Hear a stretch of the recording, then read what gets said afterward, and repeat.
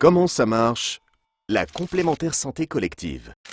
La loi du 14 juin 2013 sur la sécurisation de l'emploi engage toutes les entreprises privées françaises, quelle que soit leur taille ou leur domaine d'activité, à proposer une complémentaire santé à leurs salariés au plus tard le 1er janvier 2016.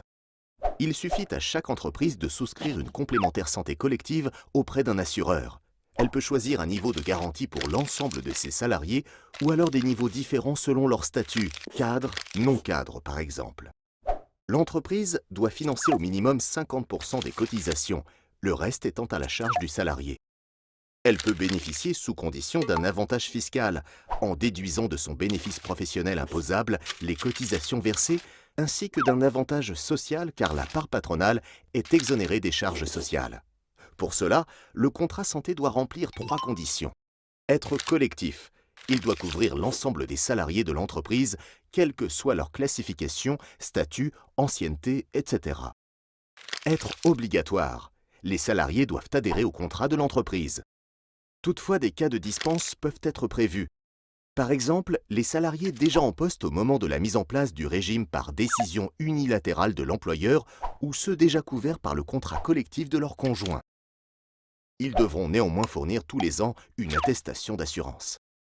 Enfin, troisième condition, être responsable. Le contrat doit respecter un certain nombre de critères, comme des remboursements plafonnés et des franchises sur certains frais.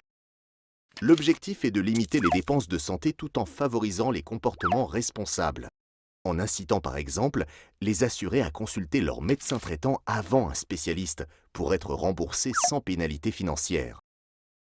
En termes de couverture, la complémentaire santé collective permet aux salariés de bénéficier d'un panier de soins minimum comprenant par exemple 100% du ticket modérateur pour les consultations médicales, la prise en charge du forfait journalier hospitalier, des remboursements minimums en dentaire et en optique.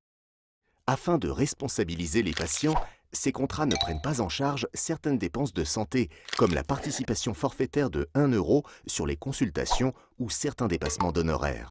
Enfin, pour les entreprises qui proposent déjà une complémentaire santé collective, il est important de vérifier que leur contrat est bien conforme aux nouvelles réglementations afin de pouvoir continuer à bénéficier des avantages fiscaux et sociaux.